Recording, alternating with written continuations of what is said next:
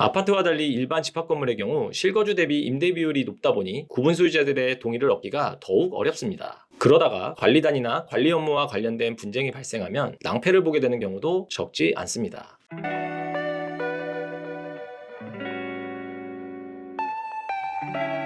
안녕하세요, 이찬승 변호사입니다.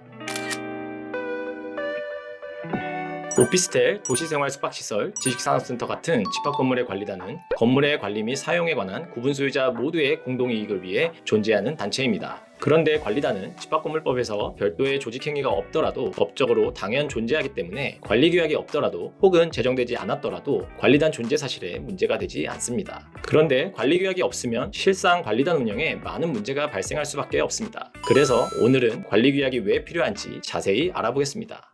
관리규약은 집합건물 전반의 관리 또는 사용에 관해서 구분 소유자들 사이에 정한 약속입니다. 이러한 규칙과 약속이 없다면 구분 소유자들 사이에 특정 의무나 책임을 묻기가 어렵습니다. 한 가지 예를 들면 집합건물에서 입주자들이 내는 관리비는 건물 전체의 관리 운영에 있어서 필수적입니다. 그런데 특정 입주자가 관리비를 내지 않거나 계속 연체한다면 이는 다른 입주자들에 대한 피해로 이어지게 됩니다. 그래서 관리비를 제때 납부하도록 하기 위해서 대부분의 집합건물에서 관리비를 미납하는 경우 연체료를 부과합니다. 이 말은 구분 소유자들 사이에서 관리비 연체료율을 정하는 약속이 있어야 한다는 것입니다. 약속한 적이 없는데 지키라고 할 수는 없는 것이죠. 이러한 약속이 곧 관리규약인데 관리규약이 없다면 법적으로 관리비를 연체한 입주자에게 미납관리비 원금과 민사상 정해진 연 5%의 지연손해금까지는 청구할 수 있어도 이를 초과한 연체료 지급 책임을 물을 수는 없습니다.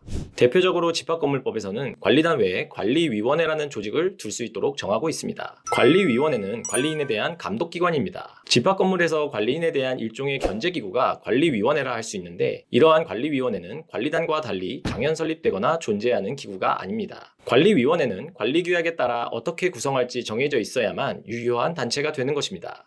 집합건물법 제28조 제4항에서는 지자체에서 집합건물의 표준관리규약을 마련하고 보급하도록 하고 있습니다. 그래서인지 상당수 집합건물 관리단에서 표준관리규약이 있기 때문에 해당 집합건물의 관리규약이 존재한다고 여기는 경우가 많습니다. 그러나 표준관리규약은 각 집합건물 관리단에서 관리규약을 만드는데 어디까지나 참고하도록 하는 것일 뿐입니다. 집합건물법 제29조에 따라 관리규약이 제정되지 않은 이상 표준관리규약 자체가 관리규약이 될 수는 없습니다.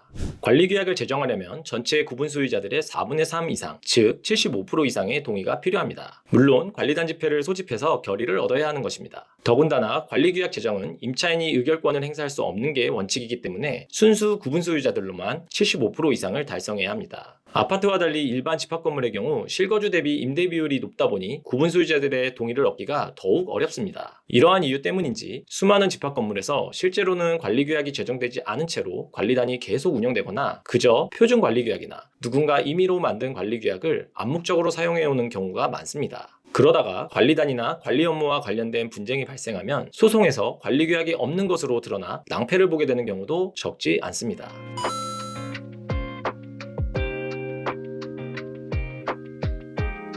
도시생활 숙박시설인 임대형 호텔과 같은 집합건물의 경우 레스토랑이나 수영장, 피트니스 센터와 같은 공용 부분의 관리와 수익을 어떻게 정하고 배분할지가 매우 중요합니다. 또 외부인에 대한 유료 주차 문제는 대부분의 집합건물에서 입주자들 간의 의견이 분분하고 잡수익에서 큰 부분을 차지하다 보니 어떻게 운영할지 정하기가 쉽지 않습니다. 이러한 건물의 특성과 구분 소유자들의 의견을 반영하지 않고 다소 형식적인 내용만 관리규약에 넣었다가는 있어도 별 의미가 없는 관리규약이 되게 됩니다. 법무법인 비추로의 집합건물 관리단 분쟁팀에서는 관리단과 임원분들과의 충분한 논의를 통해 건물의 특성 그리고 구분 소유자분들의 의견을 반영한 관리규약을 해당 집합건물별로 매번 새롭게 작성하는 자문을 제공해왔습니다. 만약 지금까지 관리규약이 제정된 적이 없이 표준관리규약이나 임의로 정한 관리규약을 토대로 관리단이 운영되어 왔다면 더 늦기 전에 관리규약 제정을 준비하시기 바랍니다. 지금까지 법무법인 비추로의 이찬승 변호사였습니다. 감사합니다.